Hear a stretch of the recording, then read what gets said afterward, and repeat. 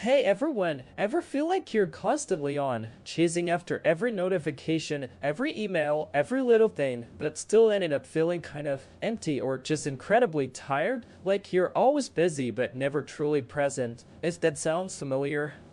Then I have to tell you about a book that absolutely changed how I think about all of this. Jenny tells how to do nothing, resisting the attention economy. Now, before you think this is some self-help book telling you to just sit on your couch all day, and honestly, that was my first thought too. Given the title, let me tell you, it's so much more profound. It's not a guide to being lazy, or even a digital detox manual that promises to make you more productive when you return to your screen. No, this book is a powerful, insightful argument for political resistance simply by reclaiming your attention, your time, and your very sense of self. It suggests that doing nothing is an active, vital act, especially in a world that constantly demands our usefulness and values us based on our productivity. Odell argues that in today's world, our worth is often determined by how productive we are, and our every minute seems to be captured and optimized by the technologies we use daily. We're constantly submitting our free time to numerical evaluation, interacting with algorithmic versions of each other, and building personal brands.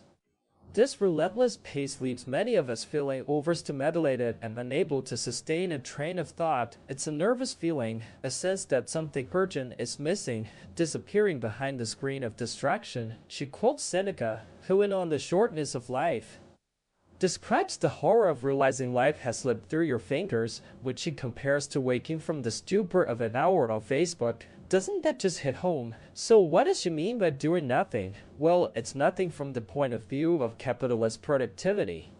It's not about being unproductive in a negative sense, but about questioning what we currently perceive as productive. She gives this fantastic example of the old survivor redwood tree in Oakland. This 500-year-old tree survived logging because it was too gnarled and short to be considered useful for timber. It was useless to the walkers, but that uselessness was its survival strategy. This reminds her of an ancient Chinese philosopher Xiao Zhu in his story of the useless tree. The tree, appearing in a dream, asks the carpenter, "Are you comparing me with those useful trees?" and points out that useful trees are regularly ravaged, while its uselessness allowed it to grow enormous and provide shade for thousands of oxen. For Adele, this uselessness is a kind of resistance in place. It means refusing a framework where your value is tied to your career or individual entrepreneurship. Instead, it's about embracing fuzzier or blobbier ideas like maintenance as productivity and the mere experience of life as the highest goal. It's hard, she admits, but it's essential. You might be thinking, but how do I actually do this nothing?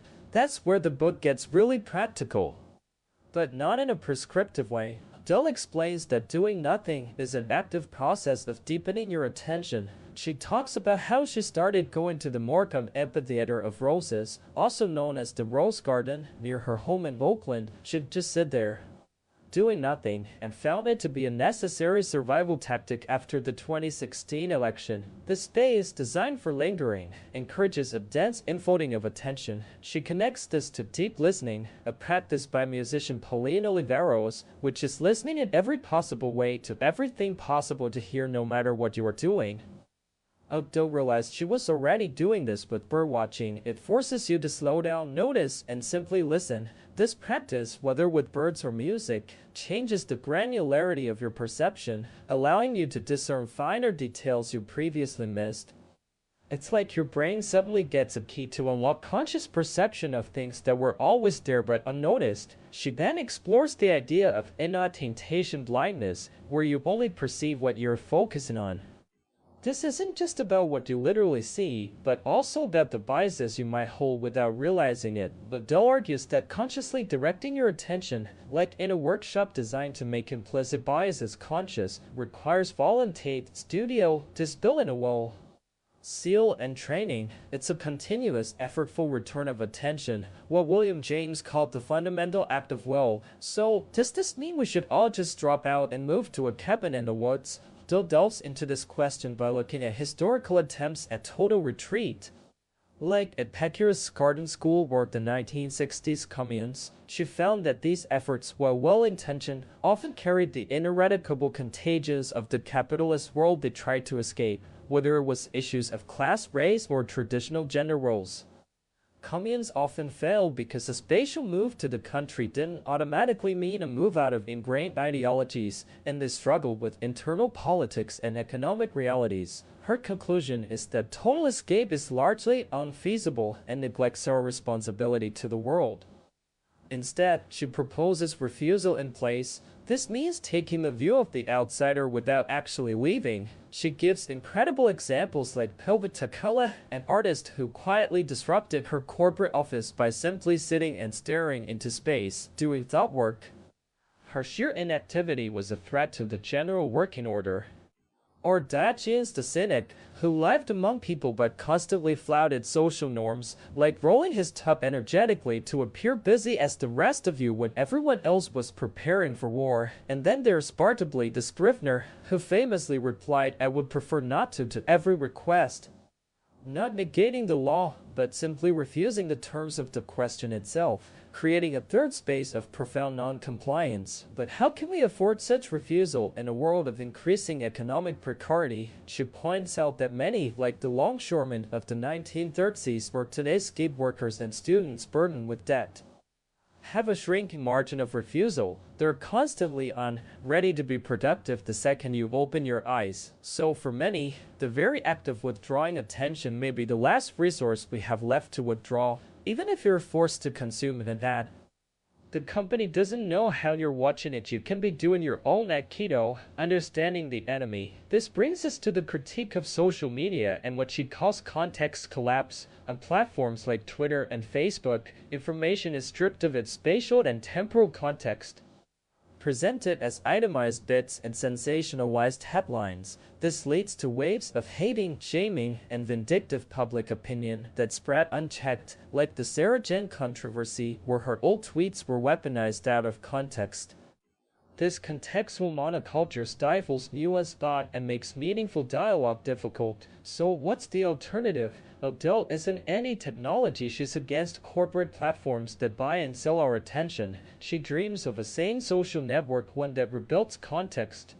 She looks to historical examples like Community Memory, a public bulletin board system in Berkeley from the 1970s, where conversations were geographically bounded and slower. She also explores decentralized networks like Scuttlebutt Patchwork, which give users more control over their data and connections, allowing for slower, more deliberate communication without the constant demand for dopamine hits. Ultimately, the book builds to the idea of manifest dismantling, which is the opposite of manifest destiny. Instead of a linear march of progress that often involves destruction framed as construction, manifest dismantling is about actively undoing damage, remediating harm, and restoring balance. She uses the powerful example of removing the San Clemente Dam in California, not to build something new, but to allow the river and its steelhead trout population to return to their natural state. It also involves do-nothing farming, inspired by Japanese farmer Masanobu Fukuoka, who learned to work with the land's natural intelligence rather than imposing human designs upon it. This approach encourages us to stop, turn around, and then get to work.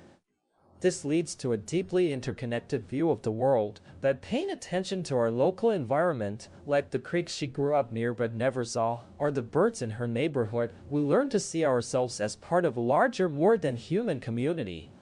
She talks about species loneliness, the alienation humans feel from other life forms when we don't even know their names or recognize their agency. For her, a life without contact with other life didn't seem worth living. This isn't just about environmentalism, it's about enriching our own human experience and recognizing that our survival is tied to the survival of the ecosystems we inhabit. So, what does this all mean for us? Adele's work is a profound invitation to recognize that we're born, not engineered. It's an encouragement to choose wonder and genuine connection over superficial engagement. It's about protecting our time and spaces for non-instrumental, non-commercial activity and thought. It's about fighting for public spaces and supporting movements that rebuild communities and ecosystems, whether cultural or biological. This book isn't about giving you a single answer. It recognizes that the problems are complex, entangled with issues of public space, environmental politics, class, and race, but it offers a guiding principle. If you can afford to pay a different kind of attention, you should. Because in a world of constant noise, the most revolutionary thing you can do is simply to stop, to look, to listen, and to truly be present. As Adele herself puts it, looking at her phone at the rose garden, amidst the beauty of the physical world, she wondered if her phone wasn't its own kind of sensory deprivation chamber.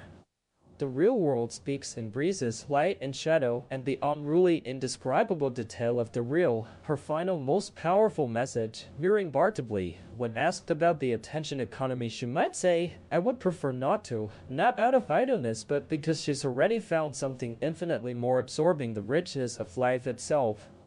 In all its interconnected, often messy but undeniably real glory, this book truly reshapes your understanding of what it means to be alive and how to live meaningfully, right where you are.